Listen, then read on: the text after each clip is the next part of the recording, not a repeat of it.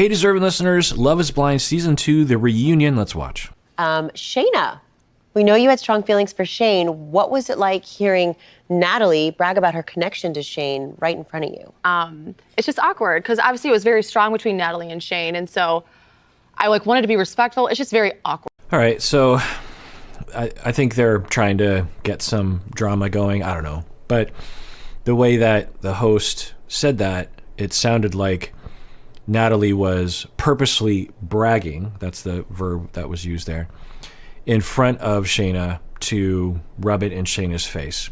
I don't know if that's what the host was saying, but that certainly wasn't the way it played out. The way it looked to me was that Natalie did not know that Shayna and Shayne were a thing, and Natalie was just extremely happy and celebrating, as everyone did when they came back from the pods, having gotten engaged or having, a development in a relationship. So I certainly wouldn't say that Natalie was bragging. I think she was exuberant with emotion and expressing it. It's hard to hear, but at the same time, I was also talking to Kyle, and so I was just kind of honestly soaking in the whole entire experiment.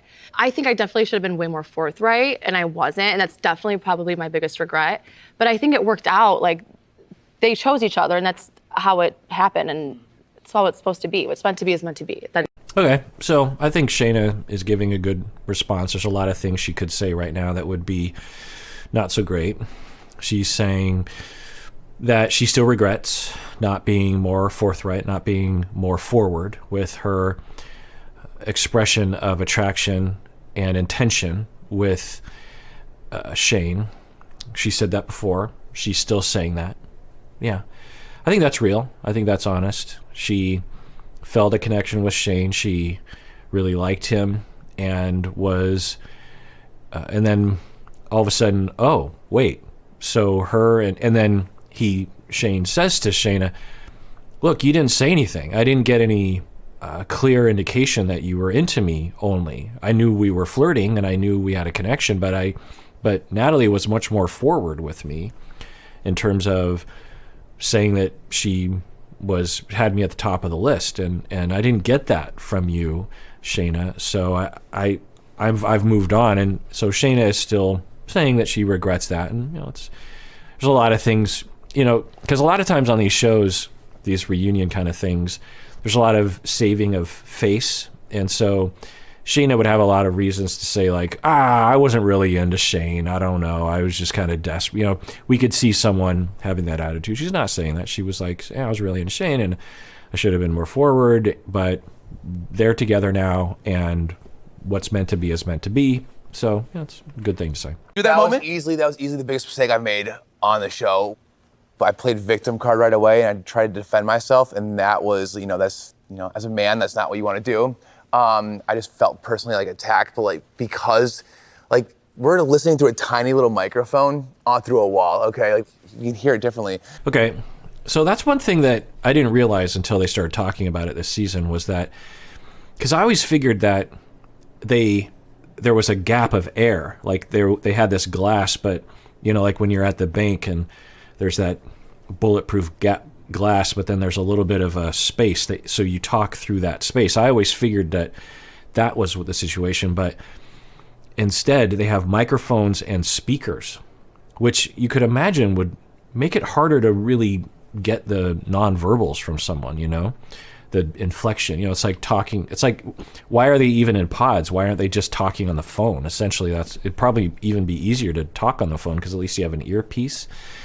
So yeah, I think that does add something. Apparently, it still encourages intimacy and falling in love, which is interesting. But anyway, so he's saying, Shayne is saying that he feels bad for what he did with Natalie, because he walked in, it was Natalie. He's like, who's this? And Natalie's like, take a guess. And he says, oh, good. It's Shayna. What are you wearing? And then Natalie's like, wait, what? What's happening? And then Shayne regrets having played the victim card.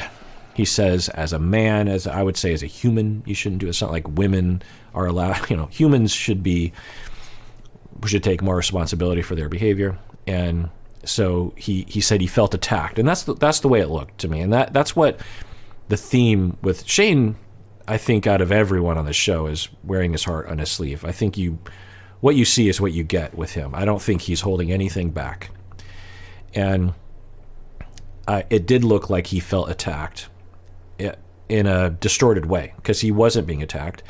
Natalie was just like, wait, what? So you were looking forward? That's who you were I thought we were falling in love. I thought you would hope to see me. So wait, there's another woman in, like, that you would hope to see her more than me? And you're asking her what she's wearing and you're super excited? Like, it's kind of a mind screw in that moment. And so Natalie's just like, wait, what is happening? And then later she's like, look, I just, I get that you're dating other people. I just wish you would have told me, because you didn't really indicate that. And then when you look at Jarrett's behavior, Jarrett was much more forthcoming, was very honest with Ayanna about everything that was happening, or, some key moments. So Natalie had every reason and right to ask for that. And so Shayne now is looking back at that and saying he regrets that. But he's about to go into some excuse. Let's hear what he says here. And I'm honestly ashamed the fact that, like, I just went into straight attack mode. I really wish I would have just let her speak as she should have. Yeah, I mean, 100%. It's embarrassing about that. Yeah, it is. And I recognize it, and it's like, we all did it's just, we all did it. I've done it. It was just a tough situation I was in, but like. Okay, so it wasn't an excuse. He regrets it, and I think that's a commendable thing about Shayne, that he, it's not great that he's making the mistakes, but it's so often when I'm watching these shows, it's not that the mistake happens. People make mistakes. We feel attacked, we get triggered, we do things we regret. The key is what do we do after? How long does it take us to realize that we did something that was wrong, and how long does it take us to fully apologize? This relates to my work as a trainer of therapists, which is, so many therapists want to be perfect. When I'm training them, they're just like, what if I make a mistake? And what I'll tell them, and it's hard to really drill this into their head until they really experience this, is that making a mistake as a therapist is one of the best opportunities for therapy to happen. Let me explain. That when you make a mistake as a therapist, either your client tells you, I don't like what you did last session, or you realize during or after the session, like, oh, I think I did something wrong there. It's a wonderful opportunity to apologize and to tell the client, I'm sorry for what I did last week or what I did 5 minutes ago. I think that was wrong. And, there's really no excuse, but the reason was because I was a little triggered there, or I was confused, or I was distracted, or tired, or biased, or whatever. But I apologize. I could imagine how that would hurt you in this way. Anyway, so, and when you do that as a therapist, it's so therapeutic to the client, because people have been wronged in so many ways and have never been apologized to. So for you to commit a tiny infraction compared to what clients have been through in the past, and then to acknowledge it, to take responsibility, to not blame them, to apologize, to just treat it like, well, this happens sometimes, I made a mistake and I'm sorry, and I know how that must have made you feel, and I'm sorry, and I acknowledge that I did that. End of story. No excuse. It's a wonderful opportunity. So the fact that Shayne made a mistake is par for the course. Everyone makes mistakes. The fact that he's taking full responsibility and apologizing for it, that's what is great about Shayne in this moment. I got caught in the moment of the situation. I felt like I needed to, and I wanted to, like, I guess, assert her, like, this is where I stand and whatnot, and that's the way I did it, and I should not have said that either. I mean, she knew she was number one, but still, like, saying the girlfriend comment was completely unnecessary. I didn't understand what he just said there. So the host is asking, why did you say girlfriend, boyfriend with Natalie when you were still clearly flirting with Shayna? And then after that whole thing, when Natalie got upset and then you made up with Natalie and said, look, it's just me and you. And then immediately you go back with Shayna to try to flirt with her and have intimate conversations, if you will. And then Shayna's like, well, wait, I thought I heard in the thing that you were with Natalie. What's going on? Why'd you do that? Let's rewind that and hear what he just said. I got caught in the moment of the situation. I felt like I needed to, and I wanted to, like, I guess, assert her, like, you know, this is where I stand and whatnot, and that's the way I did it, and I should not have said that either. I mean, she knew she was number one, but still, like, saying the girlfriend comment was completely unnecessary. Okay, I think they edited it. I don't know if you noticed, there's a little break in what he was saying, so I think they might have left out something important, but who knows? We'll never know. But he's saying, I think he should not have committed to boyfriend-girlfriend with Natalie, that he was still in a shopping state of mind, if you will, which is fine.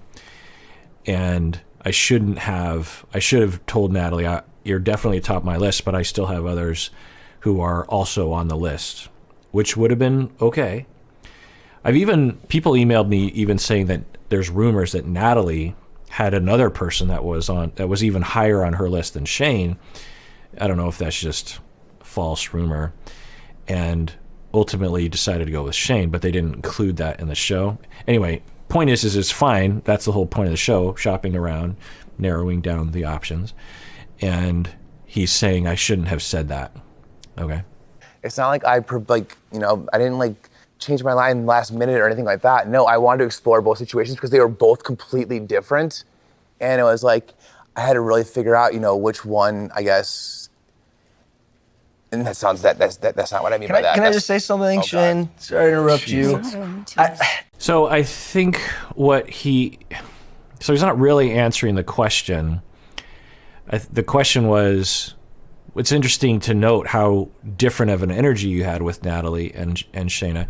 I think he's just kind of nervous being on the spot. I think he has a sensitivity to criticism, which I think is clear. And I think he's trying to hold it together right now. So I don't think he really heard the question, because it would have been pretty easy for him to say something like, well, I don't know. The way that I felt with Natalie, it just had a different vibe than the way I felt with Shayna. And so it was kind of reflected in the way that I would flirt with either one of them. And I guess from the outside, it would look kind of weird that with Natalie, I had more of a conversational, soulmate conversation. And with Shayna, it was more sexual.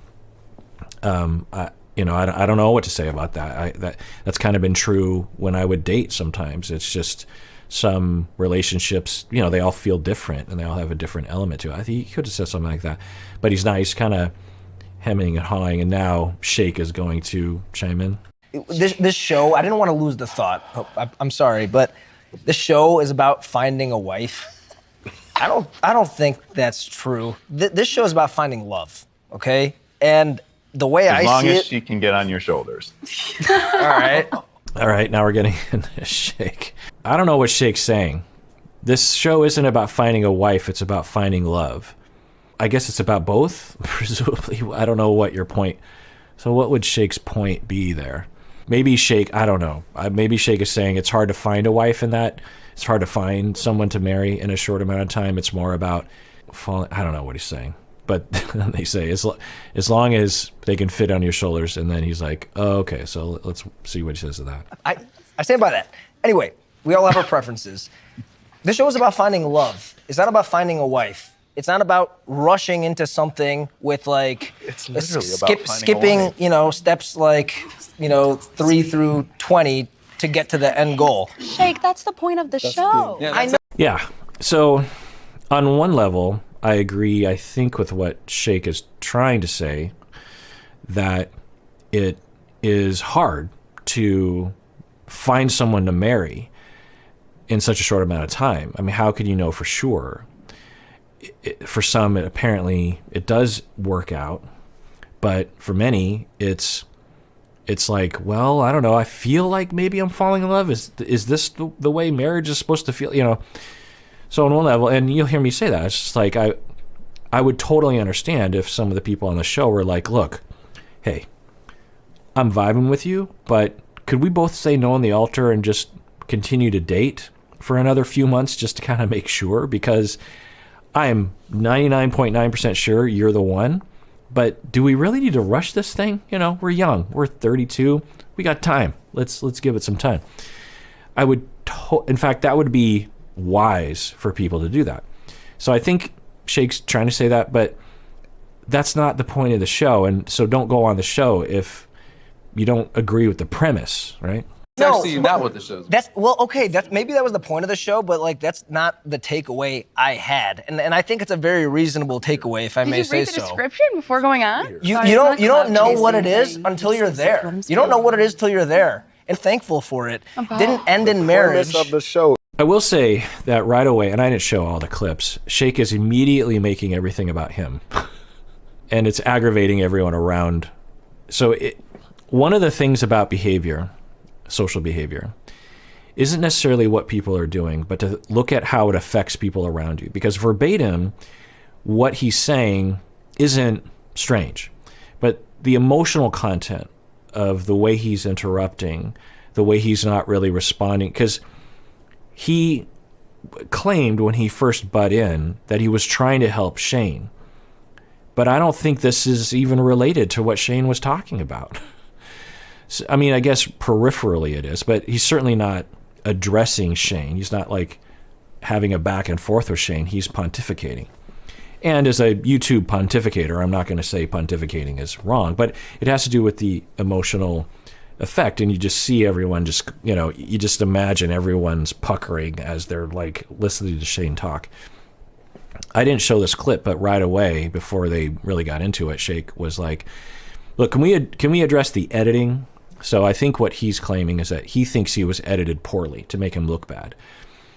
I can't imagine a reality where he was, because like, I'm trying to think what was left out that would have made him look better. The only thing I can imagine is that after or during the wedding, during the reception, whatever, he said, oh, by the way, everything I said over the last half hour was a lie, and I'm sorry. Or I was just playing a character, kind of like Stephen Colbert. The real me disagrees with unless he said something like that, I can't imagine anything he said after, Deepti said no, being in a good light. Now, I would argue that, I would allow for the possibility that, I even pointed it out that when Shake was saying, look, I have a reservation this Sunday at Nobu.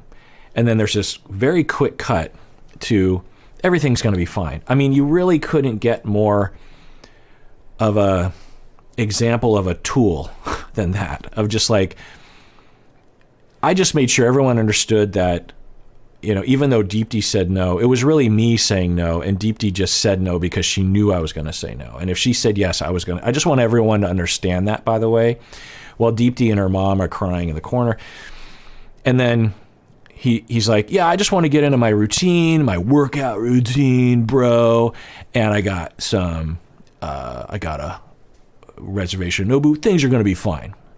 And you're just like, so now you could argue that, and it looked like it was pieced together, perhaps to make him look bad. I was wondering because I'm like, why did he bring up restaurant reservations on Sunday? Like, how would that even come up? Now, it's possible he was being a tool and he thought that somehow made him look good. But more likely, I think they were probably asking him, so what are you going to do this weekend? Or what's your plan this point? And it fit more. It made more sense. And then later on or earlier at some other point in the interview, he said, I think things are going to be okay for me, or something like that. But putting those two sentences together, I have a reservation at Nobu. I think everything's going to be fine. But we don't know. Maybe there was even worse stuff in there, which is also possible. And this, we're always gathering data. And when you exhibit this kind of behavior, so here's the story about Shake that's shaking out, if you will. In the beginning, going way back to the beginning, according to him, I think he grew up being ostracized. He says he was chubby. Who knows if racism was also a part of this. He immigrated, to a lot of, I think he moved to the States in grade school sometime. When that happens, not always, but a lot of the time, it can be very traumatic socially for the child. That they don't fit in, they don't speak the language that well, they don't look right, they don't have the right clothes, they don't have the right attitudes, they're not cool, they're this weird foreigner that has to eat lunch in the corner. It can be really rough for kids. And you might develop this complex. You know, I think Darcy and Stacy might be an example of this. I think Stephanie and Erica talked about going through this when she was a kid. She spent a couple years not even understanding anyone around her because she didn't speak English yet well. That, you know, we understand that can be traumatic. I mean, just take kids who grow up without struggling with immigration, who change schools and they don't know anyone. You know, just that alone is rough for kids. Imagine moving to a whole other country, whole other culture, whole other language system, whole other, you know. So Shake went through that. So it's possible that he grew up having many years of feeling ostracized, feeling like he's an outsider, feeling like he doesn't fit in, feeling like he doesn't matter, feeling like girls don't like him, that kind of thing. And then he gets older and he starts to build his life. He starts to get control of himself and his ability to navigate the social world. Well, what can happen is that if you had all those traumas and it took you a long time to kind of find yourself, a long time to find where you fit in, find the place where you finally are getting people to go on dates with you, even though you're 32, you might have the mindset of a 15-year-old because, you know, under the best circumstances, under typical healthy circumstances, you go through various different developmental stages. And by the time you hit 15, 16, 17, 18, you know, I'd say 15, 16, 17, you're starting to experiment with dating. And, you know, this is why for a lot of gay people who grow up in communities that don't allow them to be gay, they will be teenagers at the age of 30 because they were denied the opportunity to be a teenager and dating. So when you deny people the opportunity to be a teenager, which is to be volatile, to be a little self-centered, maybe very self-centered, to be sensitive, overly sensitive, to have chaos and drama, to be not so great to other people, to have, you know, some train wrecks. At the age of 14, 15, that's normal. That's par for the course. We expect that. Not always, but when a 14-year-old has a train wreck that lasts, you know, say it's like a 10-day relationship and it's just totally up and down and it's all drama-filled and lots of rumors and all stuff, like, it feels normal because your fellow 14-year-olds are going through that too. Your parents are looking at you and going like, yeah, I remember when I was 14.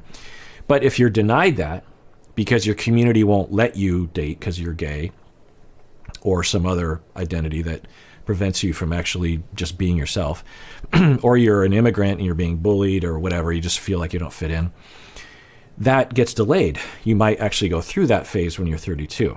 So that might be what we're seeing. You know, if we heard a 14-year-old boy talking this way, we would go, ugh, but we wouldn't be that surprised. You know, someone that was selfish, someone that wasn't very wise, someone that was very materialistic, insecure, trying to look for ways to make themselves look better than their peers or trying to get as many babes as they can, that kind of thing. We wouldn't be happy, but we wouldn't be that surprised. And we, I hope, wouldn't judge that. But, well, they'll grow out of that, you know. They're 14. They'll figure it out. So he goes on the show and he's still exhibiting this kind of behavior, which I'm quite sure is born out of insecurity. But it's an overcompensation, right? It's I am going to come across like I'm in control. I'm cool. I know what's going on. I have standards, you know? Like, who knows? But we could imagine a world, given what Shake has said about his earlier life, that he was the victim of many people's standards. Like, he would try to date someone and they would say to him, you're below my standards. and sometimes maybe even related to body, right? And so he's internalized that and has adopted that himself. You know, one way to overcome powerlessness is to adopt the oppressive power. So who knows? But and also this notion of, well, if I'm not going to get any attention or love from other people, I need to kind of rely on myself. And I need to pump up myself. I need to believe in myself. No one else really believes in me, so I have to believe in myself. And to believe in myself, I have to assert that I'm better than other people and feel like I matter more than other people. I have no idea if this applies to Shake, but so he goes on the show, he's still like that. But it's an experiment, you know, and they're in these pods in this concentrated time and no internet and no phones and no superficial indications of anything. He starts to actually feel like, wait, I'm starting to feel something. This is interesting. I'm starting to feel like a connection. I think there's a possibility that was real for him. And it was he was dipping his toe in the water of going on to the next phase. And then when he saw her and he started to return to his regular life, he started to slip back into his old way of thinking. And then by the time the wedding came along, he was still going back, but maybe an incremental step forward. You know, it was only a month or two. So maybe he has made a little bit of a step forward in terms of his development of self and maturity. But we haven't seen evidence. You know, maybe he needs another 10 years before he can really pull out of that initial mindset. But he's claiming that he was edited poorly, which you know, could be true, but I don't think there's no way that he still said what he said. All right, well, that does it for that episode. Everyone out there, please take care of yourself because you deserve it. You really, really do.